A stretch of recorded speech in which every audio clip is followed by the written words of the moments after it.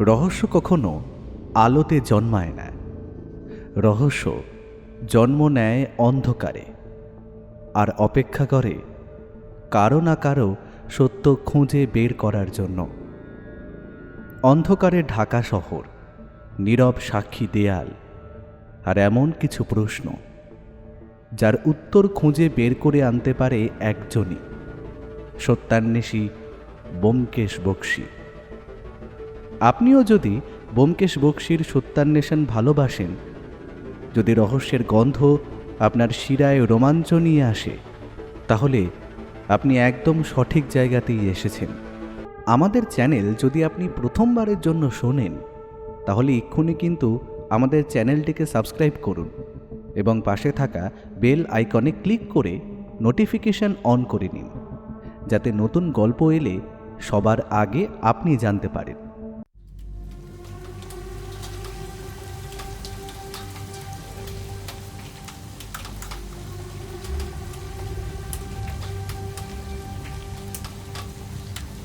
আর শ্রাবণের বিকেলটা হ্যারিসন রোডের চেনা আস্তানায় এক আশ্চর্য আলসেমি নিয়ে হাজির হয়েছিল। বাইরে তখন আকাশ ভাঙা বৃষ্টি, ট্রাম লাইনের ওপর জল জমে গিয়েছে।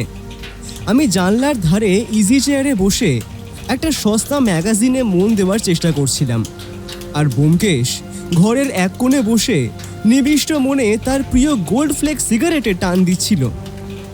ধোঁয়ার নীলচে কুণ্ডলিগুলো ঘরের আর্দ্র বাতাসে ধীরে ধীরে মিলিয়ে যাচ্ছিল। হঠাৎ সিঁড়িতে ভারী বুটের শব্দ পাওয়া গেল।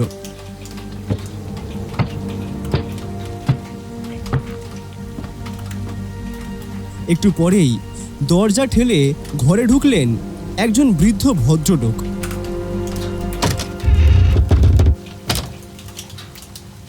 তার রেইনকোটটা থেকে টপ টপ করে জল পড়ছে, আর চশমার কাঁচ দুটো বৃষ্টির জলে একেবারে ঝাপসা হয়ে গিয়েছে। ভদ্রলোক ঘরের ভেতর তাকিয়ে কিছুটা ইতস্তত করে জিজ্ঞেস করলেন, আগে নমস্কার, কিছু মনে করবেন না, আসলে আমি আপনাদের অনুমতি ছাড়াই ঘরে প্রবেশ করলাম। আমি সত্যান্বেষী ব্যোমকেশ বক্সী মহাশয়ের খোঁজ করছিলাম। ব্যোমকেশ ছাইদানিতে সিগারেটের ছাইটা ঝেড়ে সোজা হয়ে বসল। তার চোখে তখন কৌতূহলের ঝিলিক। সে মৃদু হেসে বলল, আসুন, ভেতরে আসুন। আমি ব্যোমকেশ বক্সী, আর ইনি আমার বন্ধু অজিত। ছাতাটা ওই কোণে রেখে সোফায় বসুন।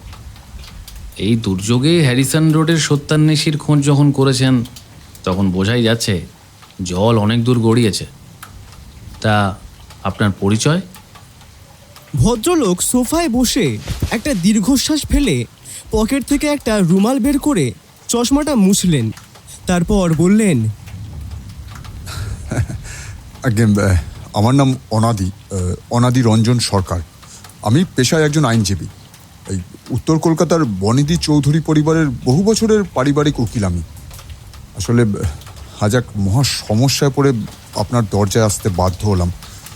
আপনি যদি একটু সাহায্য করেন ব্যোমকেশবাবু। অনাদি পকেট থেকে একটা ভাঁজ করা আইনি কাগজ বের করে টেবিলের ওপর রাখলেন। ব্যোমকেশবাবু, এই চৌধুরী বাড়ির কর্ত্রী ললিতা দেবী দুদিন আগের রাতে তাঁরই জমিদারি বাড়িতে বার্ধক্যজনিত কারণে মারা গিয়েছেন। অন্তত ডাক্তারবাবুরা তো তাই বললেন, কিন্তু গোলমালটা পাকিয়েছে তার উইল নিয়ে। মৃত্যুর ঠিক আগের দিন রাতে তিনি উইলে একটা অদ্ভুত পরিবর্তন করেন। তার বহু মূল্যবান একটা রক্তমুখী নীলা ছিল, যার বাজার মূল্য বর্তমানে লক্ষাধিক টাকা। সেটা তিনি কোনো মানুষ নয়, বরং উইল করে দিয়ে গেছেন তারই এক পোশাক কালো হলো বিড়াল, এই বাঘার নামে। অনাদিবাবু চশমাটা আবার চোখে দিয়ে পড়ে শোনালেন সেটা। এই দেখুন কি লিখে গেছেন উনি। এই যে আমার বাঘার যত্ন নেবে সেই নীলাটির উত্তরাধিকারী হবে, কিন্তু সাবধান, বাঘার চোখে যে সত্য লুকিয়ে আছে তা কেবল এক সত্যান্বেষী দেখতে পাবে। উইল পড়ার পর দিনই আলমারি থেকে নীলাটি গায়েব হয়ে যায়। পুলিশ তো ললিতা দেবীর বড় নাতি রঞ্জন চৌধুরীকেই সন্দেহ করছে, কিন্তু আমার মন বলছে এর পেছনেও আরও কোনো গভীর চক্রান্ত আছে। তাই আপনার কাছে এসেছি। আমি হাত জোর করে আপনাকে বলছি, এই কেসটা আপনি নিন দয়া করে। মানে যেমন করেই হোক ললিতা দেবীর ওই শেষ স্মৃতি রক্তমুখী নীলাটি আপনি উদ্ধার করুন ব্যোমকেশবাবু। ব্যোমকেশ সোফায় আরও একটু আরাম করে হেলান দিয়ে বসল। পকেট থেকে আর একটা সিগারেট বের করে দেশলেকাঠিটা জ্বালতে জ্বালতে তার চোখ দুখানা শুরু হয়ে এলো। এবার সে ধোঁয়া ছেড়ে শান্ত অথচ তীক্ষ্ণ গলায় বলল, কেসটা আমি নেব কি নেব না সেটা নির্ভর করছে তথ্যের ওপর। তাড়াহুড়ো করে জমিদার বাড়িতে গিয়ে অন্ধের মতো হাতড়ানোর চেয়ে ঘরের খুঁটিনাটি আগে জেনে নেওয়া ভালো। সত্যান্বেষণের প্রথম ধাপ হলো নিখুঁত বিবরণ। আপনি ললিতা দেবীর পরিবারের বাকি লোকজনদের ব্যাপারে আমাকে একটু বিশদে বলুন তো। দেখুন, পরিবার বলতে ললিতা দেবীর একমাত্র জীবিত বংশধর এখন তারই বড় নাতি রঞ্জন চৌধুরী। ললিতা দেবীর নিজের ছেলে বউ বহু বছর আগেই এক গাড়ি দুর্ঘটনায় মারা যান। রঞ্জন ছোট থেকেই বড় আদুরে মানুষ, তাই বড্ড বেশি উচ্ছৃঙ্খল আর বিলাসী। দেদার টাকা ওড়ানোয় সে একেবারেই সিদ্ধহস্ত। কলকাতায় এমন কোনো জুয়ার ঠেক বা রেসের মাঠ নেই যেখানে রঞ্জনের ধার নেই। ললিতা দেবী বেঁচে থাকতে প্রায় তার দেনা শোধ করতেন, কিন্তু মৃত্যুর আগে তিনিও তিতিবিরক্ত হয়ে পড়েছিলেন।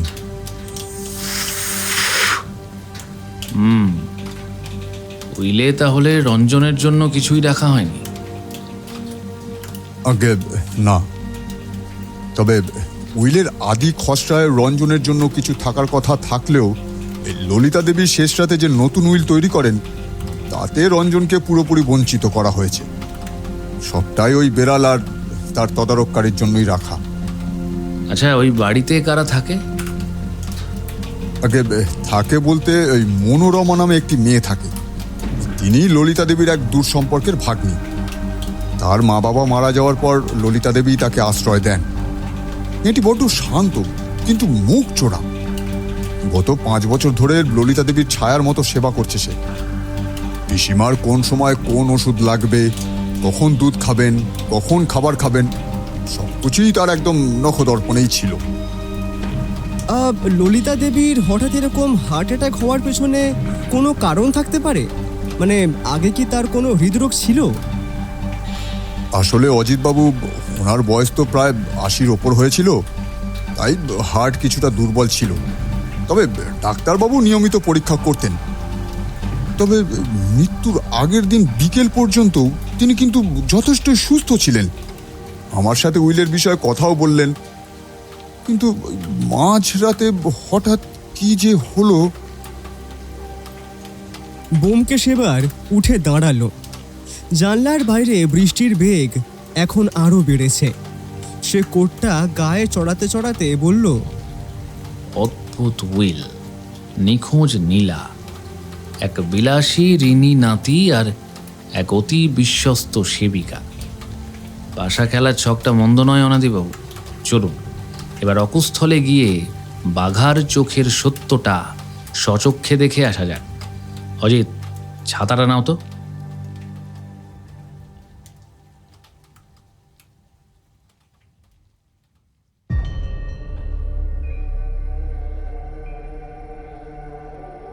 উইলের খসড়া আর পরিবারের এই অদ্ভুত সমীকরণ ব্যোমকেশের মগজাস্ত্রে তীব্র আলোড়ন তুলেছিল। তা আমি তার চোখের চাহনি দেখেই টের পাচ্ছিলাম স্পষ্ট। হ্যারিসন রোডের সিঁড়ি দিয়ে নামার সময় অনাদিবাবু আগে আগে নামছিলেন, হাতে তার সেই উইলের কাগজটা। আমি আর ব্যোমকেশ পেছনে। রাস্তায় নেমে দেখা গেল জল গোড়ালি ছাড়িয়ে গিয়েছে। একটা ফাঁকা ঘোড়ার গাড়ি পেয়ে অনাদিবাবু চেঁচিয়ে ডাকলেন। আমরা তিনজনে ঝুপঝাপ করে সেই গাড়ির ভেতর ঢুকে বসতেই ছ্যাকরার চালক ঘোড়াটিকে চাবুক মারল। চাকার ঘড়ঘড়ানি আর ঘোড়ার খুঁড়ের শব্দ ছাপিয়ে বাইরে তখন লঙ্কা কাণ্ড চলছে। জানলার পর্দাটা একটু সরিয়ে ব্যোমকেশ বাইরে তাকিয়ে রইল। মেঘলা কলকাতা যেন এক গোলক ধাঁধা। কি ভাবছো ব্যোমকেশ? উইলের ভাষাটা কিন্তু বড্ড গোলমেলে, হ্যাঁ? ব্যোমকেশ পকেট থেকে দেশলাই বের করে আর একটা সিগারেট ধরালো। আগুনের ক্ষণস্থায়ী আলোয় তার মুখটা অদ্ভুত গম্ভীর দেখালো। সে বলল, উইলের ভাষা গোলমেলে নয় অজিত, ওটা একটা আয়না। ললিতা দেবী জানতেন তার মৃত্যুর পর এই নীলা লোভী মানুষের হাত থেকে বাঁচানো যাবে না, তাই তিনি এমন একজনকে সম্পত্তিটা দিয়ে গেলেন যাকে কেউ চট করে চুরির দায়ে কাঠগড়ায় দাঁড় করাতে পারবে না। কিন্তু আসল রহস্যটা কিন্তু অন্য জায়গায়। আগে কোন জায়গায়? আচ্ছা অনাদিবাবু, ললিতা দেবী যদি স্বাভাবিকভাবেই মারা গিয়ে থাকেন, তবে মরার ঠিক আগের দিন রাতে এই উইল বদলানোর তাড়াহুড়ো কেন করলেন? তিনি কি বুঝতে পেরেছিলেন তার আয়ু ফুরিয়ে আসছে, নাকি কেউ তার আয়ু জোর করে ফুরিয়ে দেওয়ার ব্যবস্থা করছিল, আর ললিতা দেবী সেটা টের পেয়েও শেষ চালটা চেলে গেলেন? ব্যোমকেশের এই একটা প্রশ্নে ঘোড়ার গাড়ির ভেতরের বাতাস যেন হঠাৎ আরও ভারী হয়ে উঠল। অনাদিবাবু আর কোনো কথা বলতে পারলেন না। তার হাতে ধরা হুইলটা কোলের ওপর থরথর করে কাঁপতে লাগলো, যেন ব্যোমকেশের এই তীক্ষ্ণ অনুমান তার বহু বছরের আইনি মগজটাকেও ওলটপালট করে দিয়েছে। চশমাটা খুলে তিনি অন্ধকারের মধ্যেই জামার খুঁটে ওটা মুছতে লাগলেন, কিন্তু তার মুখ দিয়ে আর একটা শব্দ বেরোলো না। বাইরে শ্রাবণের আকাশটা যেন আরও ভেঙে পড়েছে। চাকার নিচে জমা জলের ছলাৎ ছলাৎ শব্দ আর ঘোড়ার খুঁড়ের একঘেয়ে খটাখট আওয়াজ ছাড়া গাড়ির ভেতর তখন এক দম বন্ধ করা নিস্তব্ধতা। জানলার খড়খড়ির ফাঁক দিয়ে আসা হিমেল হাওয়াটাও সেই গুমোট ভাবটা কাটাতে পারছিল না।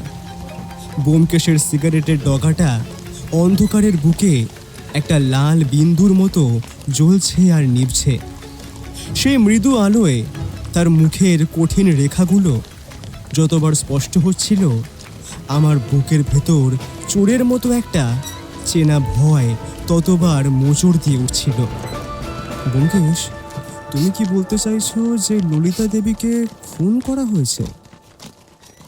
ব্যোমকেশ ধোঁয়া ছেড়ে জানলার দিকে মুখ ফিরিয়ে নিল। বাইরে তখন দুপুরের আলো ফোটার কথা থাকলেও মেঘের ঘন ঘটায় চারিদিকটা কেমন যেন শ্মশানের মতো অন্ধকার হয়ে রয়েছে। আমি এখনই কোনো রায় দিচ্ছি না অজিত, তবে সত্যান্বেষীর কাজ হলো আপাত স্বাভাবিকের আড়ালে লুকিয়ে থাকা অস্বাভাবিকতাকে খুঁজে বের করা। 80 বছরের এক বৃদ্ধা, যিনি আজীবন তার বনেদি বংশের অহংকার আর নিয়ম আঁকড়ে বেঁচে রইলেন, তিনি হঠাৎ মৃত্যুর কয়েক ঘন্টা আগে একটা হুলো বেড়ালকে লক্ষ টাকার সম্পত্তির মালিক করে দিলেন। এটাকে তুমি খামখেয়ালিপনা বলতে পারো, কিন্তু আমার মনে হচ্ছে এটা তার এক চরম ও শেষ অসহায়তার দলিল। তিনি বোধহয় বুঝতে পেরেছিলেন ও বাড়িতে তার নিঃশ্বাস নেওয়ার সময়টুকু ফুরিয়ে আসছে। গাড়িটা তখন আমহার্স্ট স্ট্রিট পেরিয়ে উত্তর কলকাতার পুরনো পাড়াগুলোর দিকে ঢুকছে।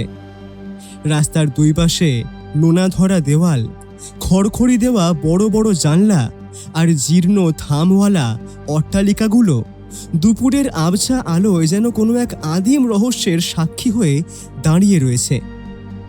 বৃষ্টির ছাঁটে রাস্তাঘাট প্রায় জনশূন্য।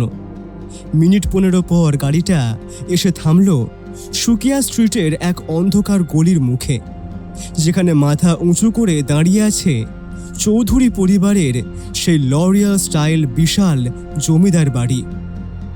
দুপুরের ফ্যাকাশে আলোতেও বাড়িটার দিকে তাকালে কেমন যেন গা ছমছম করে ওঠে। বিশাল তোরণ দ্বার, ওপরে পাথরের সিংহ মূর্তিটা শ্যাওলা আর বৃষ্টির জলে কালো হয়ে গিয়েছে। আমরা গাড়ি থেকে নামলাম। অনাদিবাবু আগে আগে গিয়ে সিংহদুয়ারের ভারী লোহার কড়াটা নাড়লেন।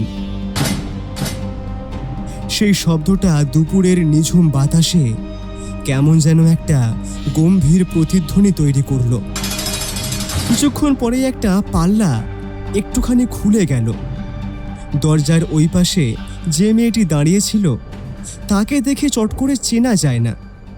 পরনে একটা সুতির শাড়ি, মাথায় ঘোমটা টানা, রোগা ফর্সা মুখ, চোখের নিচে কালির দাগ, কিন্তু চোখ দুটো একদম শুকনো, যেন কান্নার সব জল শুকিয়ে পাথর হয়ে গিয়েছে। মনোরমা, ইনি হলেন সত্যান্বেষী ব্যোমকেশ বাবু, আর ইনি ওনার বন্ধু অজিত বাবু। ললিতা দেবীর উইলের ব্যাপারটা খতিয়ে দেখতেই এসেছেন ওনারা। মনোরমা কোনো কথা বলল না, শুধু বড় বড় চোখ দুটো তুলে একবার ব্যোমকেশের দিকে তাকালো।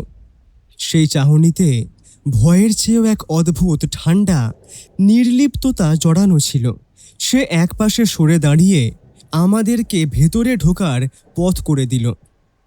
বাড়ির অন্দরমহলে পা রাখতেই এক ভ্যাবসা স্যাঁতস্যাঁতে গন্ধ নাকে এসে ধাক্কা মারল। পুরনো বই, কর্পূর, নোনাধরা দেওয়াল আর ধূপের গন্ধের এক অদ্ভুত মিশ্রণ।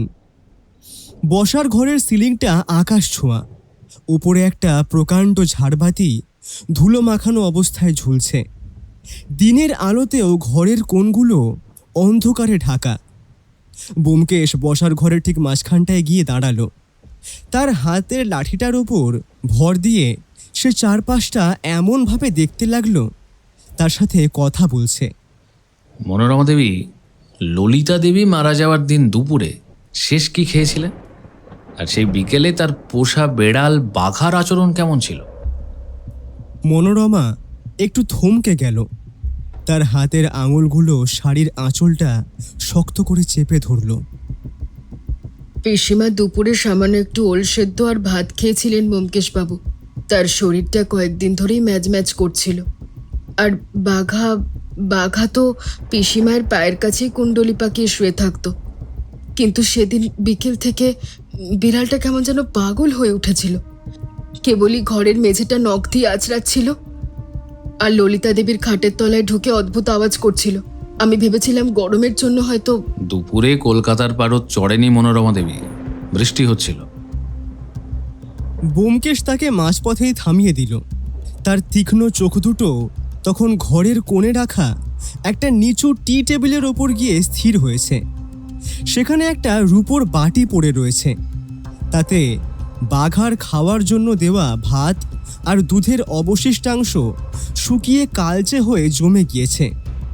ব্যোমকেশ টেবিলটার দিকে এগিয়ে গেল। এবার সেই বাটিটা হাতে তুলে নিয়ে একটু শুঁকে দেখল সেটা। তারপর আমার দিকে তাকিয়ে ফিসফিস করে বলল, দেখছো অজিত, ললিতা দেবীর মৃত্যুর পর এই বাড়িতে মানুষ তো বটেই, একটা অবলা জীবও ঠিকমতো খায়নি। বাঘার খাবারটা কাল দুপুর থেকে এভাবেই পড়ে আছে। অথচ মনোরমা দেবী বললেন তিনি ললিতা দেবীর ছায়ার মতো সেবা করতেন।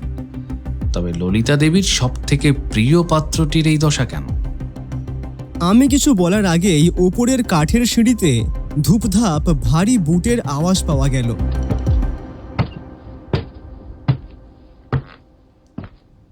কি শুরু করেছেন আপনারা? একটা কর্কশ মদ্যপ গলা বসার ঘরের নিস্তব্ধতা চূর্ণ করে দিল।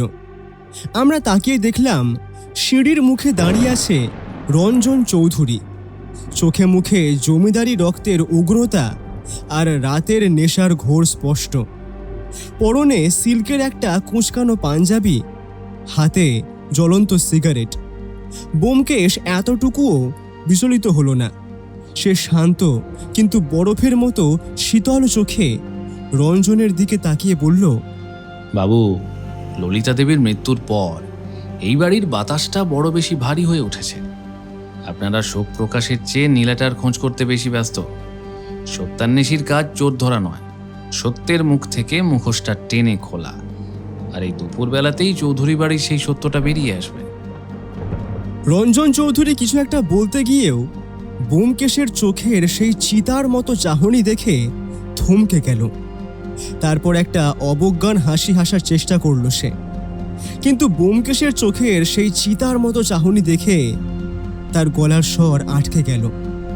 সে হাতের আধ খাওয়া সিগারেটটা মেঝেতে ফেলে বুট দিয়ে পিষে দিয়ে গজগজ করতে করতে আবার সিঁড়ি দিয়ে উপরে চলে গেল। ব্যোমকেশ রঞ্জনের চলে যাওয়ার পথের দিকে তাকিয়ে একটা দীর্ঘশ্বাস ফেলল। মনোরমা দেবী, ললিতা দেবীর শোবার ঘরটা আমাদের একবার দেখাবেন? মনোরমা নিঃশব্দে মাথা নেড়ে আমাদের ওপরে নিয়ে গেল। ঘরটা বিশাল, মাঝখানে একটা প্রকাণ্ড সেগুন কাঠের খাট, 4টে পায়ায় নানা রকম লতা পাতার কাজ করা। ঘরের একপাশে সেই রহস্যময় কাঠের আলমারিটা, যার পাল্লায় বেলজিয়াম কাঁচের উপরে ধুলোর আস্তরণ পড়েছে এখন। দুপুরের ম্লান আলো খড়খড়ির ফাঁক দিয়ে এসে ঘরের মেঝেতে সমান্তরাল কিছু রেখা তৈরি করেছে। মনোরমা ঘরটার এক কোণে জবুথবু হয়ে দাঁড়িয়ে রইল। ব্যোমকেশ ধীর পায়ে খাটের দিকে এগিয়ে গেল। আমি ভাবলাম সে হয়তো সরাসরি সেই বেলজিয়াম কাচের আলমারিটার দিকে যাবে, কিন্তু ব্যোমকেশের সত্যান্বেষী মনের গতিবিধি বুঝে নেওয়াটা সাধারণ মানুষের কর্ম মোটেই নয়। সে আলমারিটাকে সম্পূর্ণ উপেক্ষা করেই খাটের পাশে রাখা ছোট মেহগনি কাঠের গোল টেবিলটার সামনে গিয়ে দাঁড়ালো। টেবিলের ওপর একটা রূপোর পানের বাটা, একটা জলের কুঁজো আর একটা কাঁচের গ্লাস ঢাকা দেওয়া রয়েছে। ব্যোমকেশ গ্লাসটার ঢাকনা সরিয়ে ওটা চোখের সামনে তুলে ধরল। দুপুরের ম্লান আলোয় গ্লাসের ভেতরের দেওয়ালটা ভালো করে পরীক্ষা করে দেখল সে। গ্লাসটায় কোনো রকম দাগ নেই। এরপর সে পানের বাটাটা তুলল। ভেতরে দুটো শুকিয়ে যাওয়া খিলি পান আর একটা ছোট কৌটোয় কিছু জর্দা পড়ে রয়েছে। আমি আর ধৈর্য ধরে রাখতে না পেরে ফিসফিস করে বললাম, ব্যোমকেশ, তুমি কি দেখছো বলো তো এসব? আরে তুমি তো আলমারিটা ভালো করে দেখতে পারতে। অজিত, তুমি গল্প লেখো বটে, কিন্তু চোখের সামনের সহজ সত্যটা দেখতে পাও না। আলমারিটা তো কোথাও পালিয়ে যাচ্ছে না, কিন্তু ললিতা দেবীর শেষ মুহূর্তের অভ্যাসগুলো এই টেবিলটাতেই ছড়ানো আছে। আচ্ছা মনোরমা দেবী, ললিতা দেবী কি রোজ রাতে শোয়ার আগে পান খেতেন? হ্যাঁ ব্যোমকেশবাবু, পিসিমার ওটা বহু বছরের অভ্যেস ছিল। রাতে দুধ খাওয়ার পর একটা করে জর্দা পান মুখে না দিলে তার ঘুমই আসতো না। ব্যোমকেশ একটা চেনা শব্দ করল। তারপর সে খাটের দিকে নিচু হতেই খাটের অন্ধকার তলা থেকে একটা ভারী কুচকুচে কালো অবয়ব ধীর পায়ে বেরিয়ে এলো। ললিতা দেবীর সেই পোষা হুলো বেড়াল বাঘা। বেড়াটাকে দেখেই আমার কেমন যেন একটা অস্বস্তি হলো। অনাদিবাবু হ্যারিসন রোডের আস্তানায় বলেছিলেন যে বাঘা কেবল ছটফট করছে, কিন্তু কই, এখন দুপুরের আলোয় তাকে দেখে মনে হলো সে অসুস্থ ভীষণ। বাঘার কালো পশমগুলো রুক্ষ উস্কো খুস্কো হয়ে আছে। সে ব্যোমকেশের পায়ের কাছে এসে দাঁড়ালো ঠিকই, কিন্তু সাধারণ বেড়ালের মতো ম্যাও ম্যাও করে গা ঘষল না। তার বদলে সে ক্রমাগত তার পেছনের পা দিয়ে গলার সেই চওড়া পশমি বেল্টটা আঁচড়ানোর চেষ্টা করতে লাগলো, যেন ওটা তার গলায় তীব্র যন্ত্রণা দিচ্ছে। ব্যোমকেশ হাঁটু মুড়ে মেঝেতে বসল। বাঘার পিঠে আলতো করে হাত বোলাতেই বিড়ালটা এক যন্ত্রকাতর গোঙানি তুলল। ব্যোমকেশ পরম মমতায় বাঘার মুখটা একটু ওপরে তুলল এবং তার চোখ দুটোর দিকে তাকালো। সাধারণ বিড়ালের চোখ যেমন দুপুরের আলোয় কুঁচকে শুরু হয়ে যায় এবং সবুজ দেখায়, বাঘার চোখ দুখানা তেমন নয়। তার চোখের মণি দুটো অস্বাভাবিক বড়, ঘোলাটে আর এক অদ্ভুত লালচে আভায় ভরা। ব্যোমকেশ সোজা হয়ে দাঁড়িয়ে পড়ল। তার মুখের পেশিগুলো হঠাৎই শক্ত হয়ে উঠল। চোখের কোণে ফুটে উঠল এক গভীর কুটিলতার রেখা। সে মনোরমার দিকে ফিরে তীব্র গলায় প্রশ্ন করল, ললিতা দেবী মারা যাওয়ার পর এই ঘরে বাইরের কেউ এসেছিল মনোরমা দেবী? মানে রঞ্জনবাবু ছাড়া আর কেউ? মনোরমা একটু থমকে গেল। তার ফর্সা মুখটা ভয় আরো ফ্যাকাশে দেখালো। না মানে পরদিন সকালে পাড়ার ডাক্তার বিপিনবাবু এসেছিলেন ডেথ সার্টিফিকেট দিতে, আর বিকেলবেলা রঞ্জনবাবুর কয়েকজন পাওনাদার এসে খুব চেঁচামেচি করেছিল। ছোটবাবুকে না পেয়ে ওরা জোর করে এই ঘরে ঢুকেও ছিল। ভেবেছিল পিসিমা হয়তো মরার আগে তার গয়নাগাটি বা নীলাটা ছোটবাবুকে লুকিয়ে দিয়ে গেছেন। পাওনাদাররা এই ঘরে ঢুকেছিল? আলমারি ঘেটেছিল? হ্যাঁ, ওরা আলমারির পাল্লা খুলে সব তছনছ করেছিল, কিন্তু কিছু পায়নি। ব্যোমকেশ হঠাৎ জানলার দিকে এগিয়ে গেল। খড়খড়িটা পুরোটা টেনে খুলে দিতেই দুপুরের ম্লান আলো এক ঝলকে এসে বাঘার ওপর পড়ল। ব্যোমকেশ মেঝের দিকে তাকিয়ে কিছু একটা দেখল, তারপর অনাদিবাবুর দিকে ঘুরে বলল, আইনজীবী বাবু, কেসটা যতটা সোজা ভেবে আপনি হ্যারিসন রোডে গিয়েছিলেন ততটা ঠিক নয়। জ্বরটা অনেক বেশি পাকিয়ে গেছে।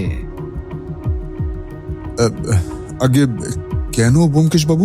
মানে আপনি এই রকম বলছেন কেন? নীলাটা কি তবে রঞ্জন চুরি করেনি? ব্যোমকেশ পকেট থেকে তার প্রিয় গোল্ড ফ্লেক সিগারেটের প্যাকেটটা বের করে একটা কাঠি জ্বালল।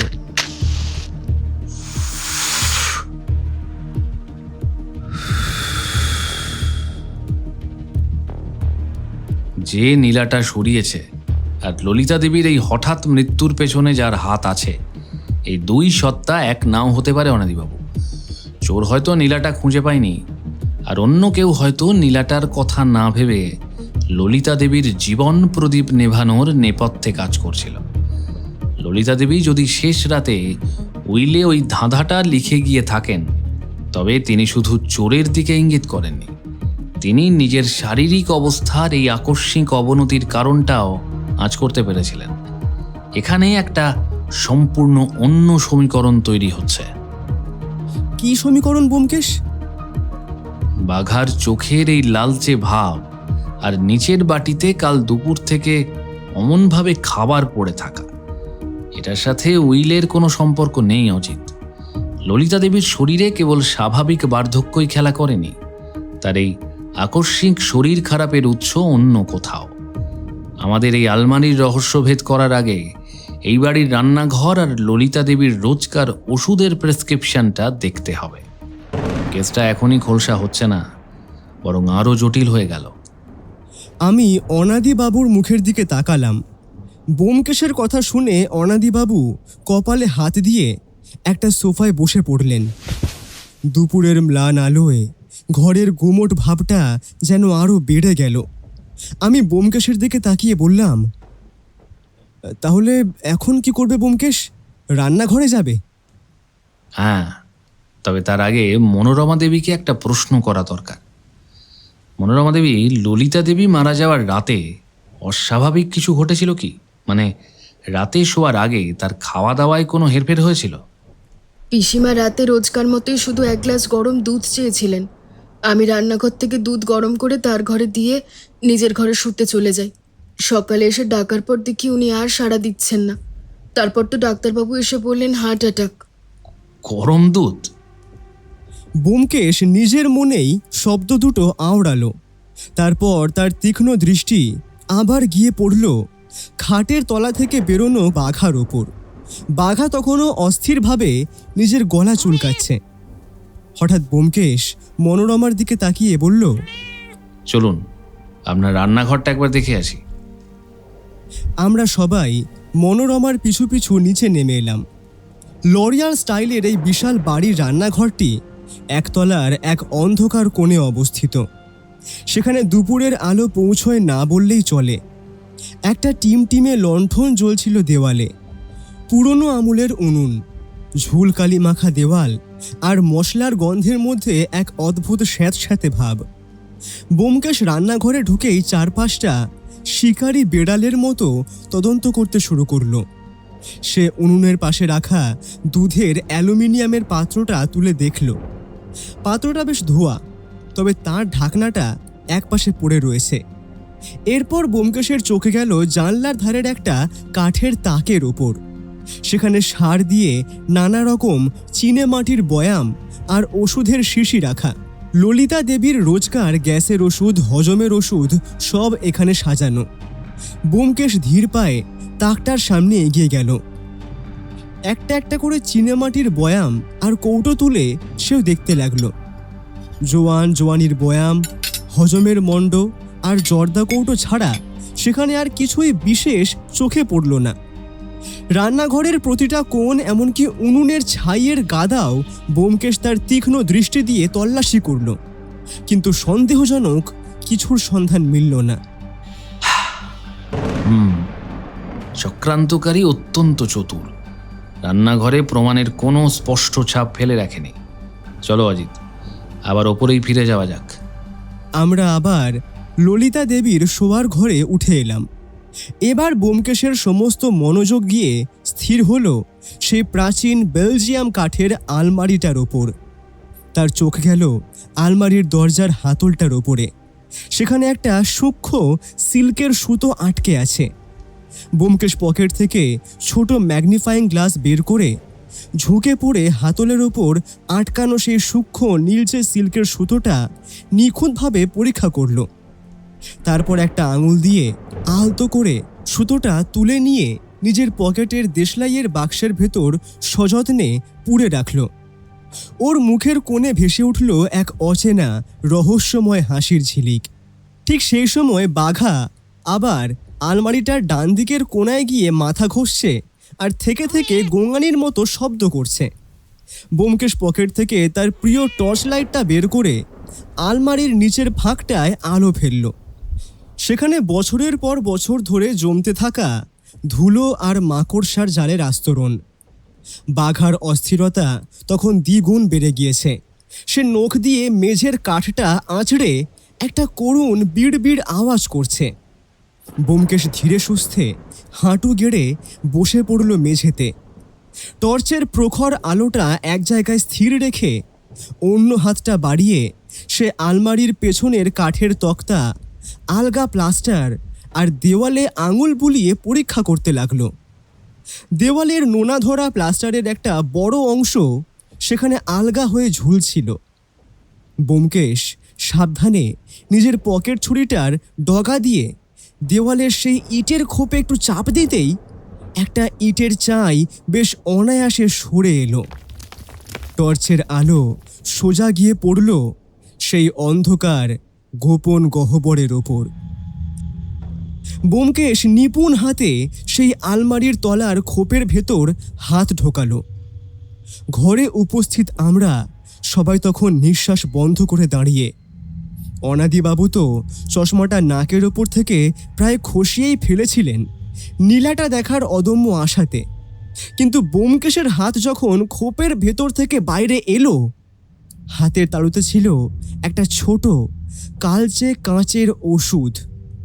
শিশিটার গায়ের কাগজের লেবেলটা কেউ অত্যন্ত চতুরভাবে ব্লেড দিয়ে চেঁচে তুলে ফেলেছে। তবে ভেতরের গায়ে সামান্য খানিকটা কালচে গাঢ় তরলের তলানি রয়ে গিয়েছে এখনো। ব্যোমকেশ শিশিটার ছিপি আলতো করে খুলে নাকের কাছে আনল। কোনো গন্ধ নেই, কোনো রকম তীব্র বা চেনা রাসায়নিকের আঘ্রাণ ভেসে এলো না।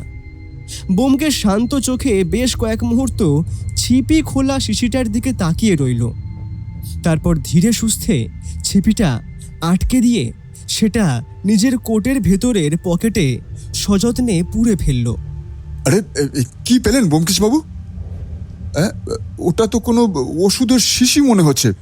মানে নীলাটা তবে কোথায়? সব প্রশ্নের উত্তর একসঙ্গে মেলে না অনাদিবাবু, ধৈর্য ধরুন। চলুন একবার রঞ্জনবাবুর ঘর থেকে ঘুরে আসা যাক। ব্যোমকেশের কথা শুনে অনাদিবাবু বেশ একটু হতাশ হয়েই চশমাটা নাকের ওপর ঠিক করে বসিয়ে নিলেন। তবে আর কোনো প্রশ্ন না তুলে আমাদের পেছন পেছন দোতলার দীর্ঘ আঁকা বাঁকা বারান্দা পেরিয়ে রঞ্জন চৌধুরীর ঘরের দিকে পা বাড়ালেন। বাইরে থেকে ঘরের দরজায় একটু ধাক্কা দিতেই ভেজানো পাল্লা দুটো শব্দ করে খুলে গেল। রঞ্জনের ঘরটির অবস্থা দেখে এক পলকেই বোঝা যায় এ ঘরের অধিবাসী এক উচ্ছৃঙ্খল ছন্ন ছাড়া জীবনযাপন করে। বিছানার চাদরটা দুমড়ে মুচড়ে মেঝের কাছে ঝুলছে। এক কোণে কাঠের গোল টেবিলটার ওপর দু তিনটে ফাঁকা মদের বোতল, আধপোড়া সিগারেটের ছাইয়ে ভর্তি একটা পিতলের অ্যাশট্রে, আর চারিদিকে ছড়িয়ে ছিটিয়ে রয়েছে কিছু তাস ও পুরনো খবরের কাগজ।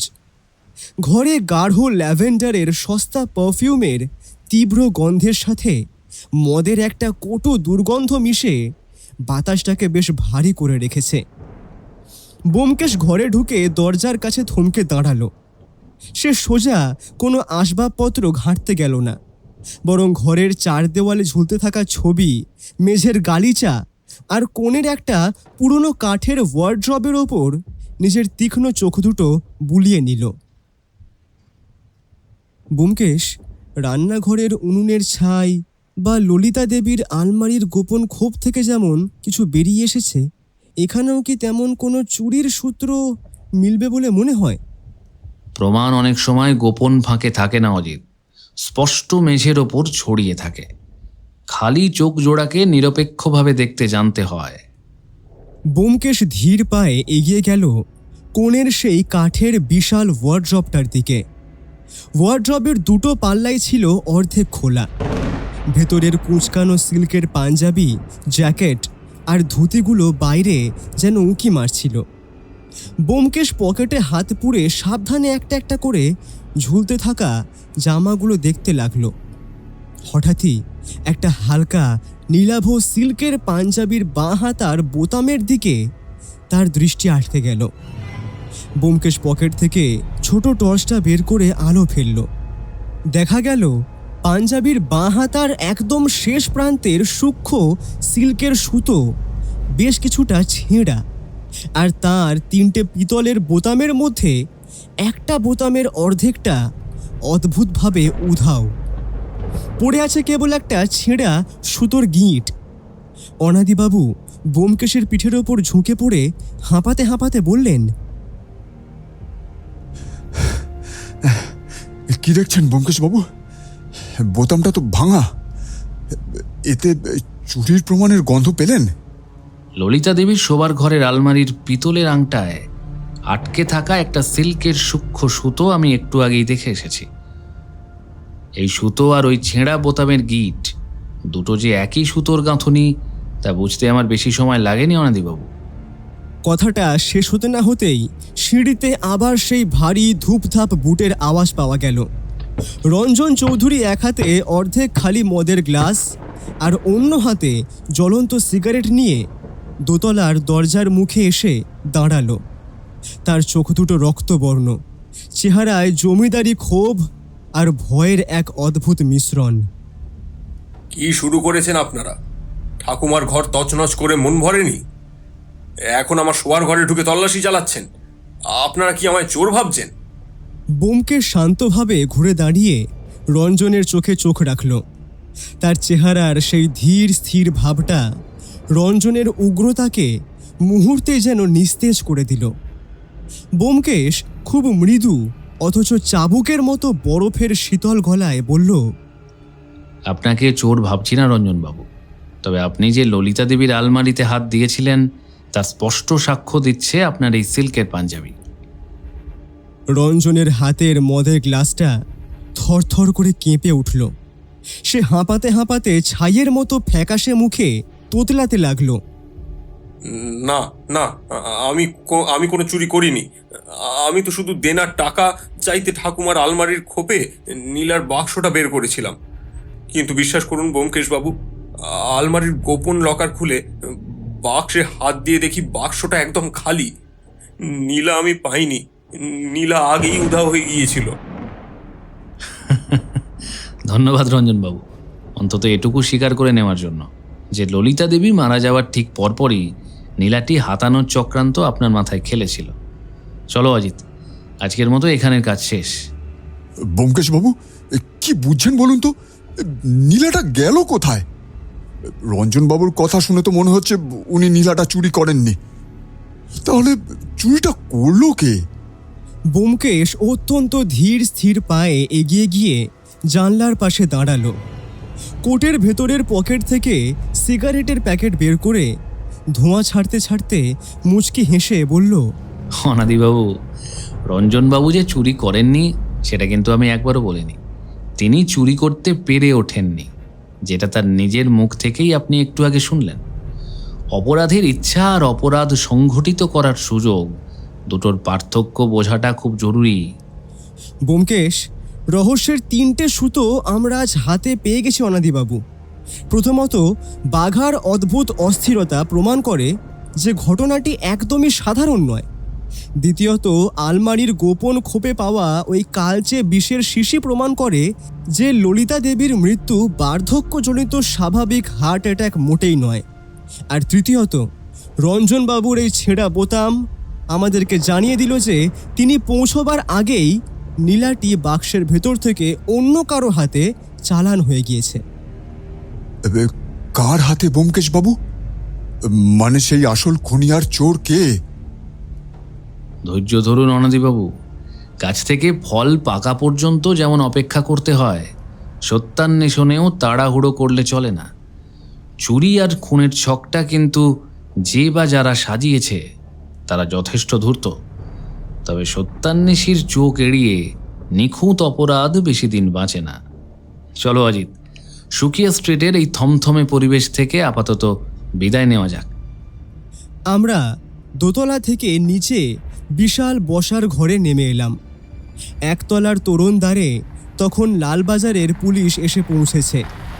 লালবাজারের ইন্সপেক্টর সুবিমলবাবু ব্যোমকেশকে সেখানে দেখে বেশ খানিকটা অবাকই হলেন। টুপিটা সামান্য তুলে হেসে বললেন, আরে ব্যোমকেশ বাবু, আপনি এখানে? উত্তর কলকাতার এই পুরনো জমিদার বাড়িতে কি সমাচার? বিশেষ কিছু নয় ইন্সপেক্টর সুবিমলবাবু, অনাদিবাবুর অনুরোধে একটু জ্বর ছাড়াতে আসা। তা আপনি এখানে এসে ভালোই করেছেন। আপাতত মনোরমা দেবী আর রঞ্জনবাবু দুজনকেই কড়া নজরদারিতে রাখুন, বাড়িতে যেন বিশেষ কোনো কিছু ওলটপালট না হয়। ইন্সপেক্টর কিছু বুঝে ওঠার আগেই ব্যোমকেশ আমার হাত ধরে দ্রুত পায়ে তোরণদ্বার পেরিয়ে বাইরে বেরিয়ে এলো। বাইরে শ্রাবণের মেঘ কেটে গিয়ে দুপুরের এক চিলতে ম্লান রোদ ছাদের ওপর এসে পড়েছে। রাস্তায় তখনও বৃষ্টির জল জমে আয়নার মতো দেখাচ্ছে। ব্যোমকেশ গলি থেকে বেরিয়ে মূল রাস্তায় এসে একটা ফাঁকা ঘোড়ার গাড়ি দেখতে পেয়ে তাকে হাত তুলে থামালো। গাড়ির দরজা খুলে আমাকে উদ্দেশ্য করে ব্যোমকেশ বলল, অজিত, তুমি এই ঘোড়ার গাড়িতে চেপে সোজা হ্যারিসন রোডের রাস্তানায় ফিরে যাও। সত্যবতীকে বলো আমি ফিরতে একটু দেরি করব। তুমি আমার সঙ্গে ফিরছো না? তবে কোথায় যাচ্ছ ব্যোমকেশ? ব্যোমকেশ তার প্রিয় গোল্ড ফ্লেকের প্যাকেট থেকে একটা সিগারেট বের করে দেশলাই কাঠি জ্বালল। ধোঁয়ার নিচে কুণ্ডলি বাতাস উড়িয়ে মুচকি হেসে বলল, রহস্যের জ্বর তো কেবল সুতো টেনে খোলা যায় না অজিত, কখনো কখনো সুতোর উৎস অবধি যেতে হয়। তুমি ঘরে গিয়ে একটু বিশ্রাম নাও, ডায়েরির খসড়াটা গুছিয়ে রাখো, সময় হলে সবই জানতে পারবে। কথাটা শেষ করেই ব্যোমকেশ আমায় আর কিছু বলার সুযোগ না দিয়ে ঘোড়ার গাড়িতে তুলে দিল। চালককে চাবুক মারার ইশারা করে সে নিজেই দ্রুত পায়ে অন্য একটা গলির মুখে ঢুকে মিলিয়ে গেল। ঘোড়ার গাড়ির একঘেয়ে খুরের আওয়াজ কলকাতার জল জমে থাকা রাস্তা পেরিয়ে আমি যখন হ্যারিসন রোডের আস্তানায় পৌঁছলাম, তখন মনের ভেতর কৌতূহলের অসীম তোলপাড়।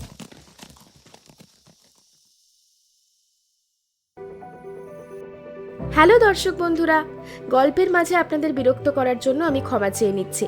তবে আপনারা সকলে গল্পটা তো শুনছেন, কিন্তু অনেকেই কিন্তু চ্যানেলটাকে সাবস্ক্রাইব করছেন না। আপনাদের প্রত্যেককে বলবো, প্লিজ আমাদের চ্যানেলটাকে সাবস্ক্রাইব করুন। গল্পটা কেমন লাগছে সেটা আমাদেরকে জানান। আপনাদের একটি মূল্যবান লাইক এবং একটি কমেন্ট আমাদের মনে কিন্তু অনেকটা ভালোবাসার উদ্রেক করে। তাহলে শুনতে শুরু করা যাক আমাদের আজকের গল্পের বাকি অংশটুকু।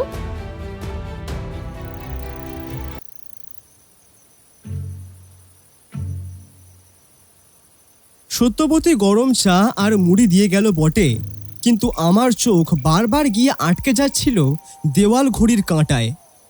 বিকেল গড়িয়ে সন্ধ্যা নামল। বাইরে শ্রাবণের আকাশ আবার কালো করে এসে রিমঝিম বৃষ্টি শুরু হয়েছে।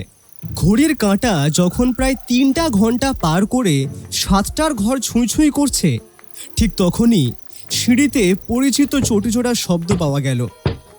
দরজা ঠেলে ভেতরে ঢুকলো ব্যোমকেশ। তার পরনের কোটটা বৃষ্টির ছাঁটে খানিক ভিজে গিয়েছে, কিন্তু মুখের চেনা সেই ক্লান্ত ভাবটা উধাও। সেখানে এখন খেলা করছে এক গভীর আত্মতৃপ্তির হাসি। ছাতাটা কোণে রেখে সে কোটটা খুলে টাঙিয়ে দিল। আমি আর নিজেকে ধরে রাখতে না পেরে সোফা ছেড়ে দাঁড়ালাম। কোথায় গিয়েছিলে ব্যোমকেশ? ওই গন্ধহীন কালচে শিশিটার রহস্য কি? তদন্তের সব সুতো হ্যারিসন রোডের ঘরে বসে টানা যায় না অজিত। শিশিটার ভেতরের তরলটা কি তা নিশ্চিত হওয়া খুব দরকার ছিল। তারপর লালবাজারের কেমিক্যাল ল্যাবরেটরিতে জানা গেল কিছু? না অজিত, এত তাড়াহুড়ো কিসের? কেমিক্যাল ল্যাবরেটরির বিষ বিশারদ শিশিটা জমা নিয়েছেন বটে, তবে তার পূর্ণাঙ্গ রিপোর্ট পেতে কাল বিকেল গড়িয়ে যাবে। তবে এর মধ্যেই আমি বিপিন ডাক্তারের চেম্বার থেকেও ঘুরে এলাম। ললিতা দেবীর প্রেসক্রিপশনের প্রতিলিপিটা দেখে যা বুঝলাম, কেসটা আমরা যতটা সরল ভাবছিলাম এটা মোটেও ততটা সরল নয়। বলেন কি ব্যোমকেশ বাবু? তবে নীলাটা কি রঞ্জনী চুরি করেছে? আর ললিতা দেবীর মৃত্যু, সেটাও কি স্বাভাবিক নয়? একটাই শিশি অনাদিবাবু, অথচ তার ছায়া গিয়ে পড়েছে দুটো আলাদা অপরাধের ওপর, খুন আর চুরি। দুটো ঘটনা যে একই হাতে ঘটেছে এমন কথা হলপ করে বলা যাচ্ছে না। বিপিন ডাক্তারের খাতা আর ওই গন্ধহীন তরলটা একটা অদ্ভুত জটিলতার ইঙ্গিত দিচ্ছে। চৌধুরী বাড়ির অন্ধকারটা আরও কিছুটা ঘন হতে দিন। ব্যোমকেশ জানলার বাইরে অন্ধকার শ্রাবণের অবিশ্রান্ত বৃষ্টির দিকে তাকিয়ে মুচকি হাসল। এখনই খোলসা করার সময় হয়নি অজিত, তাড়াহুড়ো করলে শিকার পালিয়ে যাবে। কেমিক্যাল রিপোর্টটা আসুক আর চৌধুরী বাড়ির ছায়াগুলোকে নিজের নিজের চাল চালতে দাও। আপাতত সত্যবতীকে বলো গরম চা দিতে। রহস্যের আসল জট ছাড়াতে আমাদের আরেকটা দিন অপেক্ষা করতেই হবে।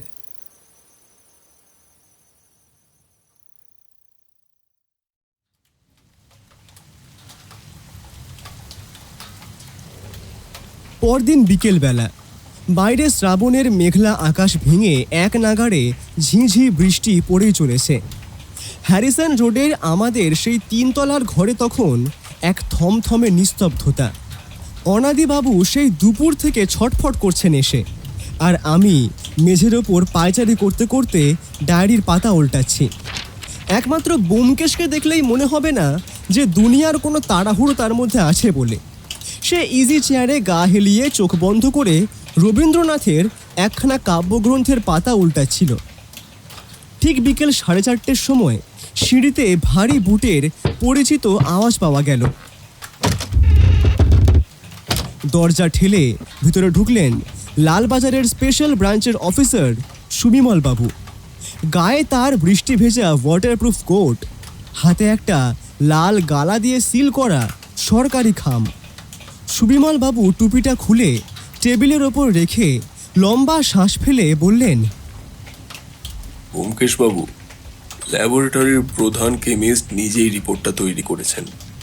জিনিসটা বড়ই মারাত্মক। রিপোর্ট দেখে লালবাজারের বড় সাহেবও বেশ তাজ্জব বনে গেছেন। ব্যোমকেশ বইটা বন্ধ করে ইজি চেয়ারে সোজা হয়ে বসল। সে সুবিমল বাবুর দিকে হাত বাড়িয়ে দিয়ে বলল, বসুন সুমিবল বাবু, সত্যবতীকে বলি 1 কাপ গরম চা দিতে। তারপর শুনছি আপনার রিপোর্টের খবর। সুবিমল বাবু, কি আছে ওই রিপোর্টে? মানে ললিতা দেবীকে কি সত্যি বিষ দিয়ে মারা হয়েছিল? সুবিমল বাবু খামটা ব্যোমকেশের হাতে তুলে দিয়ে শান্ত গলায় বললেন, ল্যাবরেটরি রিপোর্ট বলছে ওই গন্ধহীন কালচে তরলটি অতি উচ্চ মাত্রার ডিজিটালিস পিউরিয়ার নির্যাস। অত্যন্ত চতুরতার সাথে এর তীব্র গন্ধ আর স্বাদ রাসায়নিক উপায়ে নিষ্কাশন করা হয়েছে, যাতে যে কোনো পানীয় বা দুধের সাথে মেশালে রোগী বিন্দুমাত্র টের না পায়। আর এই জিনিস শরীরে অল্প মাত্রায় গেলে হৃদস্পন্দন অস্বাভাবিক বাড়িয়ে একসময় স্তব্ধ করে দেয়, ঠিক যেমনটা সাধারণ হার্ট অ্যাটাকে হয়। তার মানে ব্যোমকেশ ললিতা দেবীকে সত্যিই খুন করা হয়েছে? ব্যোমকেশ রিপোর্টটা মন দিয়ে পড়তে পড়তে পকেট থেকে গোল্ড ফ্লেকের সিগারেটের প্যাকেটটা বের করলো। দেশলাই জেলে ধোঁয়া ছেড়ে সুবিমল বাবুর দিকে তাকিয়ে বলল, সুবিমল বাবু, বিপিন ডাক্তারের ডায়েরি আর এই কেমিক্যাল রিপোর্ট মেলালে একটা বিষয় পরিষ্কার, ওষুধটি ললিতা দেবীর চিকিৎসায় ব্যবহৃত হতো না। কিন্তু প্রশ্ন হলো, উত্তর কলকাতার একজন সাধারণ গৃহবধূর হাত দিয়ে এই দুর্লভ রাসায়নিক নির্যাস কিভাবে চৌধুরী বাড়িতে পৌঁছালো? সুবিমলবাবু, আপনার কি খবর আছে? রঞ্জন চৌধুরী বা মনোরমা দেবীর কেউ কি সম্প্রতি রাসায়নিক বা ওষুধের কোনো দোকানে যাতায়াত করছিল? আমাদের লোক নজর রাখছিল ব্যোমকেশবাবু। রঞ্জন চৌধুরীর ঘাড়ে বিশাল দেনা, সে কাল রাতেও শ্যামবাজারের এক জোড়াসাঁকোর জুয়ার থেকে গিয়েছিল। তবে মনোরমা দেবী গত 3 দিনে পাড়ার ওষুধের দোকান ছাড়া কোথাও যাননি। চোর আর খুনি যে কতটা সতর্ক তা বুঝতে পারছি। সুবিমলবাবু, রিপোর্টটি আমার কাছেই থাক। আজ রাতেই আমাদের আবার সেই চৌধুরী বাড়িতে যেতে হবে। তবে এবার আর সাধারণ তদন্তের জন্য নয়, আজ রাতেই চৌধুরী বাড়ির সেই গোপন কুঠুরি আর নিখোঁজ নীলার রক্তমুখী রহস্যের শেষ পর্দা উঠবে। বেশ ব্যোমকেশবাবু, আমি রাত 9টায় ফোর্স নিয়ে সুকিয়া স্ট্রিটের সেই জমিদার বাড়ির তোরণদ্বারে উপস্থিত হব। আপনি তৈরি থাকবেন। সুবিমল বাবু বেরিয়ে যেতেই ব্যোমকেশ জানলার বাইরে অন্ধকার হয়ে আসা কলকাতার রাস্তার দিকে তাকালো। তখন বৃষ্টি আরও তীব্র রূপ নিয়েছে। ব্যোমকেশের মুখের চোয়াল শক্ত হয়ে উঠল। সে বুঝতে পারছিল কেসটা যত এগোচ্ছে অন্ধকারটা ততই গভীর হচ্ছে। অফিসার সুবিমল বাবু চলে যাওয়ার পর ঘরের নিস্তব্ধতা যেন আরও ভারী হয়ে উঠল। শ্রাবণের বৃষ্টির শব্দে হ্যারিসন রোডের বাতাস ভিজে স্যাঁতস্যাঁতে। ব্যোমকেশবাবু, তবে কি আজ রাতেই চৌধুরী বাড়ির সব রহস্য সমাধান হয়ে যাবে? আর আর ওই রক্তমুখী নীলাটা, ওটা কি আদৌ ফিরে পাওয়া যাবে? ব্যোমকেশ ধীর পায়ে এসে নিজের ইজি চেয়ারে বসল। একটা গোল্ড ফ্লেক ধরালো। নীলচে ধোঁয়াটা সিলিংয়ের দিকে উঠে মিলিয়ে যাওয়ার পর সে অনাদিবাবুর দিকে তাকিয়ে বলল, অনাদিবাবুর নীলাটা রক্তমুখী কিনা জানি না, তবে ওই একটা পাথরের লোভে রক্ত যে ঝরেছে তা এখন প্রমাণিত। তবে আসল খেলাটা নীলা নয়, আসল খেলা হলো সেই উইল আর ললিতা দেবীর শেষ দুপুরের রহস্য। কিন্তু ব্যোমকেশ, অনাদিবাবু তো বললেন যে মনোরমা ছাড়া ও বাড়িতে ললিতা দেবীর এত কাছে যাওয়ার অধিকার কারো ছিল না। আবার রঞ্জনের দেনার দায়ে নীলাটা চুরি করার তাগিদও সবচেয়ে বেশি। তবে কি তারা দুজন মিলে একসঙ্গে? হঠাৎ করে সিদ্ধান্তে পৌঁছানোই সত্যান্বেষীর সব থেকে বড় শত্রু অজিত। চৌধুরী বাড়ির ছায়াগুলো বড় বিচিত্র। রঞ্জন চৌধুরী উচ্ছৃঙ্খল হতে পারে, কিন্তু সে কি এতটা বোকা যে নিজের বাড়ির আলমারির তলার খোপে বিষের শিশি লুকিয়ে রাখবে? আর মনোরমা দেবী অত্যন্ত শান্ত, চোখ দুটো শুকনো, যেন কোনো গভীর ক্ষোভ ভেতরে পুষে রেখেছেন। কিন্তু কেবল ক্ষোভের বশে এত নিখুঁত রাসায়নিক বিষ প্রয়োগ করা কোনো সাধারণ মেয়ের পক্ষে সম্ভব নয়। তবে আপনি কি বলতে চাইছেন? ব্যোমকেশ উঠে দাঁড়ালো। ঘড়ির কাঁটা তখন 7:45 ছুঁই ছুঁই। সে জানলার কাছে গিয়ে বাইরের মুষলধারে পড়তে থাকা বৃষ্টির দিকে তাকালো। আমি কিছুই বলছি না অনাদিবাবু। রাত 9টায় যখন সুবিমলবাবু সুকিয়া স্ট্রিটের সেই বিশাল তোরণদ্বারে আমাদের জন্য অপেক্ষা করবেন, তখন চৌধুরী বাড়ির প্রতিটা কোণ কথা বলবে। বিশেষ করে ললিতা দেবীর সেই পোষা বেড়াল বাঘা, যে এখনও না খেয়ে আলমারির নিচে গোঙাচ্ছে, আর ললিতা দেবীর শেষ রাতের সেই জর্দা পান। জর্দা পান? তার মানে দুধে বিষ ছিল না? সব উত্তর কি এখনই শুনতে চাও অজিত? তাহলে তো রাতের সেই জমিদার বাড়ির অন্ধকার বসার ঘরের রোমাঞ্চটাই মাটি হয়ে যাবে। সুবিমলবাবুর আসার সময় হলো, চলো হাত মুখ ধুয়ে তৈরি হয়ে নেওয়া যাক। আজ রাতে সুকিয়া স্ট্রিটের ওই লোনা ধরা দেওয়ালগুলোকে সত্য উগরে দিতেই হবে। তার আগে আমি একটু বেরোবো। তোমরা 9টার মধ্যে সুকিয়া স্ট্রিটে পৌঁছে যেও, আমিও সময় মতো পৌঁছে যাব।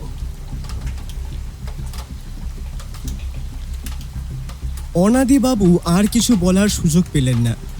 ব্যোমকেশের এই রহস্যময় হাসি আর আত্মবিশ্বাসের সামনে তিনি যেন একদম বাকরুদ্ধ হয়ে দাঁড়িয়ে রইলেন।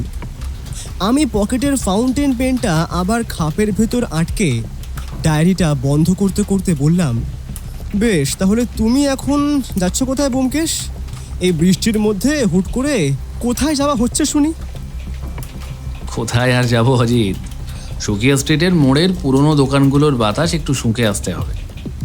কিছু কিছু সত্য শুধু জমিদার বাড়ির দেওয়ালে আটকে থাকে না, পাড়ার পুরনো প্রেসক্রিপশন আর খাতার পাতাতেও লেখা থাকে। আমি বিপিন ডাক্তার আর কেমিস্টের ওদিকটা একটু সেরে আসছি। কথাটা বলেই ব্যোমকেশ আর এক মুহূর্ত না দাঁড়িয়ে সিঁড়ি দিয়ে হন হন করে নিচে নেমে গেল। বাইরে শ্রাবণের অঝোর বৃষ্টি তখন থেমেছে কিছুটা। এক লাফে সিঁড়ি টপকে রাস্তায় গিয়েই সে একখানা ট্যাক্সি চেপে মিলিয়ে গেল বৃষ্টির ঝাপসা সন্ধ্যায়। আমি আর অনাদিবাবু তখন ঘড়ির কাঁটার দিকে তাকালাম। 7:45। অনাদিবাবু একটা দীর্ঘশ্বাস ফেলে চশমাটা নাকের ওপর ঠিক করে বসালেন। এই ব্যোমকেশ বাবুর মাথার ভেতর যে ঠিক কি খেলা করছে তা তো ভগবান ছাড়া আর কেউই জানেন না। চলুন অজিত বাবু, রাত তো প্রায় 9টা বাজতেই চললো। আমরাই বরং আস্তে আস্তে সুকিয়া স্ট্রিটের দিকে যাই নাকি? আমিও জামার বোতাম আঁটতে আঁটতে মনে মনে ভাবলাম, জর্দা পান, বাঘার না খাওয়া খাবার, আলমারির তলায় সেই গন্ধহীন বিষাক্ত শিশি আর রঞ্জনের ছিঁড়ে যাওয়া বোতাম, সব সূত্রগুলোকে নিয়ে রাত 9টায় চৌধুরী বাড়ির সেই থমথমে দেউড়িতে সত্যান্বেষী আজ কি খেলা দেখায় সেটাই দেখার।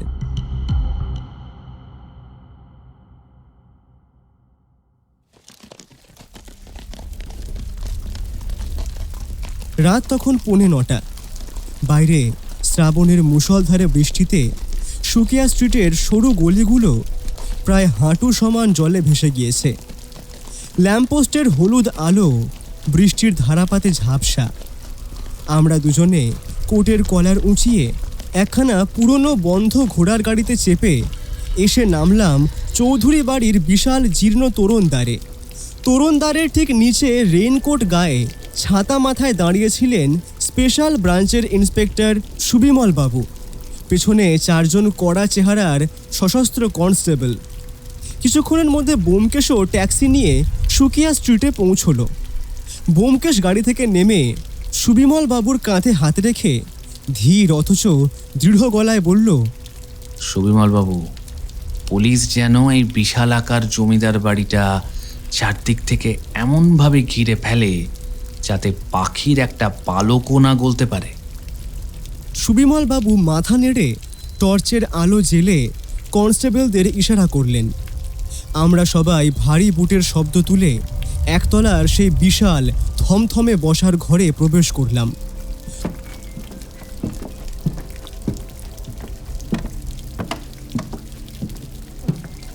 তখন ঘরটিতে লোডশেডিংয়ের জন্য 2 বড় বড় মোমবাতি ছাড়া আর একটা কুপির টিমটিমে আলো জ্বলছিল। ছাদের কোণ থেকে পুরনো আমলের বেলজিয়াম কাঁচের ঝাড়বাতিটা যেন ভুতুড়ে ছায়া ফেলছিল দেওয়াল জুড়ে। খবর পেয়ে রঞ্জন চৌধুরী হাঁপাতে হাঁপাতে ওপরের সিঁড়ি দিয়ে নেমে এলো। তার চোখ দুটো রক্তবর্ণ, গায়ে মদের কটু গন্ধ, আর ঘরের এক কোণে কাঠের থাম ঘেঁষে দাঁড়িয়ে মনোরমা দেবী গায়ে জড়িয়ে রাখা ধবধবে সাদা থানের আঁচলটা আঙুলে পেঁচিয়ে পেঁচিয়ে ঠকঠক করে কাঁপছে সে। কি শুরু করেছেন বলুন তো আপনারা? এত রাতে আবার পুলিশ কনস্টেবল নিয়ে আমাদের ওপর চড়াও হওয়ার মানে কি? আমরা কি ডাকাত? ব্যোমকেশ সে কথায় কান না দিয়ে সোজা বসার ঘরের মাঝখানে রাখা ভারী মেহগনি কাঠের প্রাচীন টেবিলটার সামনে গিয়ে দাঁড়ালো। কোটের ভেতর থেকে সাবধানে বের করে আনলো 2 জিনিস। একটা লাল গালা দিয়ে সিল করা সুবিমল বাবুর আনা কেমিক্যাল রিপোর্ট, আর অন্যটা সেই কালচে কাঁচের গন্ধহীন বিষের শিশি। অর্থ খুব সহজ রঞ্জনবাবু। ললিতা দেবীর মৃত্যুর পর চৌধুরী বাড়ির এই নোনা ধরা দেওয়ালে জমে থাকা মিথ্যেগুলোকে আজকের ঝড় বৃষ্টির রাতে উপড়ে ফেলার সময় এসেছে। ব্যোমকেশ বাবু, এই কেমিক্যাল রিপোর্টে কি বিষের প্রমাণ পাওয়া গেছে? আরে এবার তো সত্যিটা বলুন। পাওয়া গেছে অনাদিবাবু। লালবাজারের ল্যাবরেটরি থেকে সুবিমলবাবু যে রিপোর্ট এনেছেন তাতে স্পষ্ট লেখা আছে ওই শিশির গায়ে কোনো গন্ধ না থাকলেও ওর ভেতরের তরলটা হলো অত্যন্ত গাঢ় ডিজিটালিস পিউরিয়া।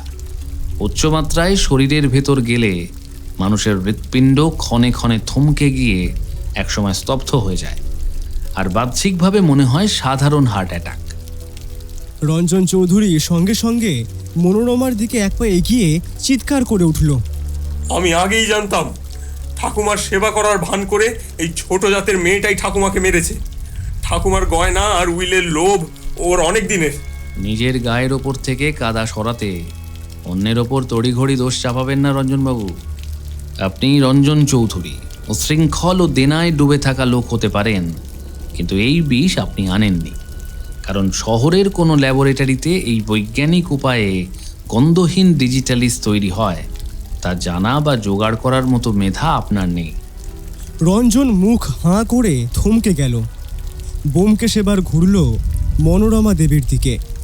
মনোরমার মুখটা মোমবাতির আলোয় একদম ছাইয়ের মতো সাদা হয়ে গিয়েছিল।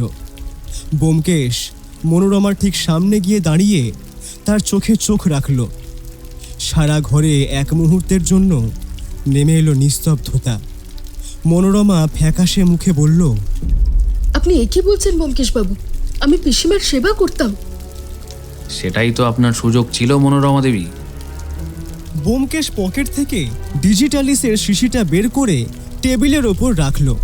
আপনি জানতেন ললিতা দেবী উইলে আপনাকে কিছুই দেননি, তাই আপনি তিলে তিলে এই ডিজিটালিস খাইয়ে তাকে মৃত্যুর মুখে ঠেলে দেন, যাতে কেউ সন্দেহ না করে। কিন্তু খুন করার পর আপনি যখন নীলাটি আলমারি থেকে চুরি করলেন, তখনই বুঝলেন যে পুলিশ প্রথম সন্দেহ আপনার উপরই করবে। কারণ রঞ্জনবাবুকে সবাই সন্দেহ করলেও চুরির পর বাড়ি ছেড়ে চলে যাওয়ার সুযোগ শুধু আপনারই ছিল। তাহলে নীলাটা গেল কোথায়? বাড়ি তো তল্লাশি করা হয়েছে, কোথাও পাওয়া যায়নি। ললিতা দেবী তার উইলে লিখে গেছেন, বাঘার চোখে যে সত্য লুকিয়ে আছে তা কেবল এক সত্যান্বেষীই দেখতে পাবে। আসলে ললিতা দেবী মরার আগে বাঘার গলায় এক অদ্ভুত অস্থিরতা লক্ষ্য করেছিলেন। মনোরমা দেবী, আপনি নীলাটি চুরি করে কোথায় লুকিয়েছিলেন জানেন? ঠিক তখনই সিঁড়ির অন্ধকার কোণ থেকে ধীর পায়ে বেরিয়ে এলো সেই কুচকুচে কালো হুলো বেড়াল বাঘা। ব্যোমকেশ নিচু হয়ে বাঘাকে কোলে তুলে নিল। বাঘা একটু ছটফট করতে লাগলো। ব্যোমকেশ তার গলার পশমি বেল্টটার দিকে আঙুল নির্দেশ করলো। এবার সাধারণত বেড়ালের গলার বেল্ট যতটা হালকা হয়, বাঘার বেল্টটা তার চেয়ে অনেক বেশি ভারী আর মোটা। মনোরমা দেবী চতুরতার সাথে নীলাটি এই বেল্টের ভেতরের পশমি আস্তরে সেলাই করে লুকিয়ে রেখেছিলেন। ভেবেছিলেন পুলিশ চলে গেলে বেড়ালের গলা থেকে ওটা বের করে নিয়ে চম্পট দেবেন। ব্যোমকেশ পকেট থেকে একটা ছোট ছুরি বের করে আলতো করে বাঘার গলার বেল্টের সেলাইটা কেটে দিল। আর সাথে সাথেই লণ্ঠনের আলোয় ঝিকমিক করে উঠল এক টুকরো রক্তবর্ণ আগুন। ললিতা দেবীর সেই বহুমূল্য রক্তমুখী নীলা। চৌধুরী বাড়ির অন্ধকার বসার ঘরে তখন এক মহাস্তব্ধতা। অনাদিবাবু দুই চোখে বিস্ময় নিয়ে হাঁ করে নীলাটির দিকে তাকিয়ে রইলেন। সুবিমল বাবু আর কনস্টেবলদের চোখ ছানা বড়া। মনোরমা আর নিজেকে ধরে রাখতে পারল না। সে মেঝেতে বসে পড়ে ফুঁপিয়ে ফুঁপিয়ে কেঁদে উঠল। এবার তার নীরবতা আর চোখের জলই অপরাধের শেষ স্বীকারোক্তি দিয়ে দিল। ইন্সপেক্টর সুবিমল বাবু আর এক মুহূর্ত নষ্ট করলেন না। কড়া গলায় কনস্টেবলদের ইশারা করে বললেন, অ্যাটাচ দ্য হ্যান্ডকাপ। মনোরমা দেবীকে অবিলম্বে হেফাজতে নাও। দুজন কনস্টেবল এগিয়ে গিয়ে মনোরমার দুহাতে ঠং করে লোহার হাত কড়া লাগিয়ে দিল। রঞ্জন চৌধুরী একপাশে হতভম্ব হয়ে দাঁড়িয়ে রইল। তার মুখ দিয়ে কোনো কথা বের হলো না। ঘণ্টাখানেকের মধ্যেই পুলিশ মনোরমাকে নিয়ে গেল। যখন আমরা বাড়ি থেকে বেরোলাম তখন শ্রাবণের অঝোর বৃষ্টি খানিক কমে ইলশে গুঁড়িতে পরিণত হয়েছে। কলকাতার রাস্তায় ঠান্ডা হাওয়া দিচ্ছে এখন। আমি পকেট থেকে ডায়েরি আর ফাউন্টেন পেনটা বের করে খসখস করে নোট লিখতে লিখতে বললাম,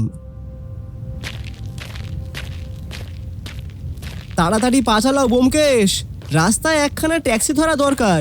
সত্যবতী আবার গরম গরম লুচি আর আলুর দম বানিয়ে পথ চেয়ে বসে রয়েছে যে। বেশি দেরি হলে কিন্তু কপালে হেব্বি দুঃখ আছে। ব্যোমকেশ তার চাদরটা গায়ে ভালো করে জড়িয়ে নিয়ে মুচকি হাসল। তারপর দূর থেকে আসা একটা হলুদ ট্যাক্সি দেখে হাত তুলে ডাকলো, ট্যাক্সি।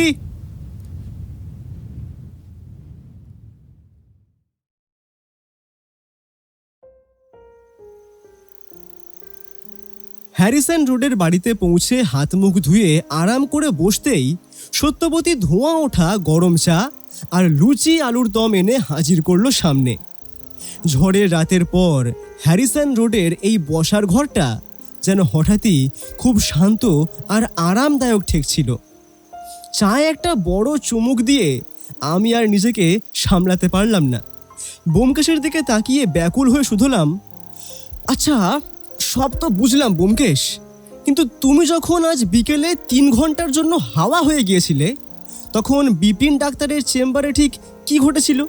তুমি কিভাবে এতটা নিশ্চিত হলে যে ওই মারাত্মক ডিজিটালিস ওষুধটা ললিতা দেবীর প্রেসক্রিপশনে লেখা ছিল না? ব্যোমকেশ একটা মুচকি হাসি হেসে পকেট থেকে গোল্ড ফ্লেক্স সিগারেটের প্যাকেটটা বের করলো। দেশলাই জ্বালিয়ে এক মুখ ধোঁয়া ছেড়ে হেলান দিয়ে বসে বলতে শুরু করলো, অজিত, যে কোনো সত্যান্বেষণের প্রথম নিয়ম হলো সন্দেহকে প্রমাণের রূপ দেওয়া। চৌধুরী বাড়ির বিষের শিশিটা দেখার পর থেকেই আমার মনে একটা খটকা ছিল। ললিতা দেবী বৃদ্ধা হলেও হঠাৎ করে হার্ট অ্যাটাকে মারা যাবেন, আর তার বিছানার পাশে একটা গন্ধহীন বিষের শিশি পাওয়া যাবে, এ তো কাকতালীয় হতে পারে না। তাই ঘোড়ার গাড়িতে তোমায় হ্যারিসন রোডে পাঠিয়ে দিয়ে আমি সোজা চলে গিয়েছিলাম সুকিয়া স্ট্রিটের মোড়ে বিপিন ডাক্তারের পুরনো চেম্বারে। ডাক্তারবাবু কি সহজে সব কথা বললেন? সহজে কেন বলবেন না? ডাক্তার সেন তখন সবে রোগী দেখার জন্য প্রেশার মাপার যন্ত্র আর ভারী রেজিস্টার খাতাটা গুছিয়ে বসছেন। আমাকে দেখে তো অবাক। আমি বিন্দুমাত্র সময় নষ্ট না করে টেবিলের ওপর সেই কালচে বিষের শিশিটা রেখে সোজা জানতে চাইলাম এই ওষুধটা তিনি ললিতা দেবীকে প্রেসক্রাইব করেছিলেন কিনা। বিপিনবাবু শিশিটা হাতে নিয়ে শুঁকে দেখে চোখ গোল গোল করে বললেন, এতে তো কোনো গন্ধই নেই। তিনি স্পষ্ট জানালেন ললিতা দেবীর বাত আর সামান্য প্রেশার ছাড়া বড় কোনো অসুখই ছিল না। কিন্তু শুধু ডাক্তারের কথায় বিশ্বাস না করে আমি তার গত 3 বছরের পুরনো ফাইলের তাক থেকে ললিতা দেবীর প্রেসক্রিপশনের প্রতিলিপি আর রোগী দেখার রেজিস্টার বইটা টেনে নিলাম। রেজিস্টারে কি পেলে? রেজিস্টার আর ফাইলের পাতা উল্টেই আসল ডাক্তারি ও বৈজ্ঞানিক প্রমাণটা পেয়ে গেলাম অজিত। বিপিন সেন ললিতা দেবীকে নিয়মিত কিছু বাতের মালিশের তেল, হজমের আর রক্তচাপের সাধারণ মৃদু বড়ি ছাড়া আর কিছুই দেননি। তার ফাইলে ডিজিটালিস পিউরিয়া বা কোনো মারাত্মক কার্ডিয়াক ড্রাগের নামগন্ধও ছিল না। চিকিৎসা বিজ্ঞান বলে ডিজিটালিস হলো অত্যন্ত শক্তিশালী এবং মারাত্মক এক হৃদরোগের ওষুধ, যা কেবল কনজেস্টিভ হার্ট ফেলিয়ার বা হৃদযন্ত্র বিকল হয়ে যাওয়া রোগীদের খুব মেপে দেওয়া হয়। ললিতা দেবীর হৃদযন্ত্র তার বয়সের তুলনায় সম্পূর্ণ স্বাভাবিক ছিল। বিপিন ডাক্তার লাফিয়ে উঠে আমায় বললেন, ললিতা দেবীর মতো স্বাভাবিক মানুষের শরীরে এই ডিজিটালিস ভুল মাত্রায় গেলে রক্তে ডিজিটালিস টক্সিসিটি হবে, হৃদস্পন্দন থমকে গিয়ে মানুষটা পক্ষাঘাতগ্রস্ত হয়ে মারা যাবে, আর বাহ্যিকভাবে মনে হবে সাধারণ হার্ট অ্যাটাক। ব্যাস, ওই বৈজ্ঞানিক প্রমাণটা হাতে পেতেই আমার কাছে পুরো ছকটা পরিষ্কার হয়ে গেল। ললিতা দেবীর হার্ট ফেলিয়ার প্রাকৃতিক ছিল না, ওটা ছিল ডিজিটালিস খাইয়ে ঘটানো এক সুপরিকল্পিত হত্যাকাণ্ড। আর সেই বিষ ডাক্তার না লিখলেও মনোরমা কৌশলে পাড়ার কেমিস্টের দোকান থেকে জোগাড় করেছিল। সব তো বুঝলাম ব্যোমকেশ, কিন্তু বিপিন ডাক্তারের চেম্বারে না হয় জানা গেল যে ললিতা দেবীর প্রেসক্রিপশনে ওই মারাত্মক ডিজিটালিস ওষুধটা লেখা ছিল না, কিন্তু মনোরমা ওই ডাক্তারি বিষটা শেষ পর্যন্ত জোগাড় করলো কিভাবে? ব্যোমকেশ একটা মুচকি হাসি হেসে হেলান দিয়ে বসে বলতে শুরু করলো, ঠিক এই প্রশ্নটাই বিপিন ডাক্তারকে করার পর আসল সূত্রটা বেরিয়ে আসে অজিত। ডাক্তার সেনের চেম্বার থেকে বেরোনোর মুখে তার কম্পাউন্ডার কানাই আমায় ডেকে ফিসফিস করে বলল, মনোরমা দেবী গত 2-3 মাস ধরে পাড়ার পুরনো ওষুধের দোকান ঘোষ অ্যান্ড সন্সে ঘন ঘন যাতায়াত করতেন। আমি বুঝলাম কিছু একটা গন্ডগোল আছে, তাই ওখান থেকে সোজা লালবাজার গেলাম। ওখানেই সব কাজ মিটিয়ে সুবিমল বাবুকে বললাম চৌধুরী বাড়ির ওপর নজর রাখতে। তারপর তো আমি 8টার সময় যে বেরোলাম, তখন গিয়েছিলাম ওই ওষুধের দোকানে। ওষুধের দোকানদার সহজে স্বীকার করলো সব? প্রথমে তো দোকানদার হরিধনবাবু আমাকে চেনা ক্রেতা ভেবে লিকুইড প্যারাসিটামলের বোতল এগিয়ে দিতে যাচ্ছিলেন। আমি যখন আমার পরিচয় দিয়ে লালবাজারের কেমিক্যাল রিপোর্টের আর সুবিমল বাবুর নামটা একটু কড়া গলায় শোনাতাম, হরিধনবাবুর চশমা পরা চোখের মণি দুটো ছানা বড়া হয়ে গেল, তার মুখ শুকিয়ে ছাই। হরিধন খাতা বের করলো? খাতা উল্টে তোলপাড় করে অবশেষে কেঁপে কেঁপে স্বীকার করল মনোরমা দেবী বিগত 2-3 মাস ধরে প্রতি সপ্তাহে ওই দোকানে যেতেন। হরিধনবাবুকে খুব মিষ্টি গলায় বুঝিয়েছিলেন যে পিসিমার বাতের ব্যথার উপশমে একটা বিশেষ ভেষজ তেল তৈরি করা হচ্ছে, আর পিসিমার রোজকার জর্দাপানের গন্ধ ও ঝাঁঝ বাড়াতে একটু কেমিক্যাল নির্যাস দরকার। পাড়ার পরিচিত শান্ত সেবিকা মেয়ে মনোরমার এই মিষ্টি কথায় ভরসা করে হরিধনবাবু প্রেসক্রিপশন ছাড়াই কয়েক দফায় ওই মারাত্মক উদ্ভিজ্জ ডিজিটালিসের গাঢ় লিকুইড নির্যাস তার হাতে তুলে দিয়েছিলেন। মা গো মা, এমন শয়তান মেয়ে মানুষ হয়? পাড়ার দোকানদারকে পর্যন্ত এমনভাবে ভুল বুঝিয়ে তিলে তিলে বিষ জোগাড় করেছে।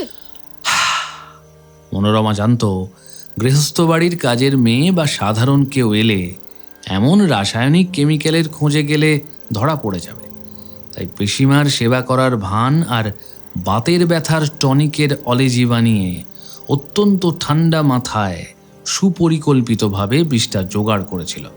ও ভেবেছিল বিষটা সুকৌশলে জর্দা পানের সঙ্গে অল্প অল্প করে খাওয়ালে সবাই পিসিমার বয়স আর হার্ট অ্যাটাককেই মৃত্যুর কারণ ভেবে পার পেয়ে যাবে।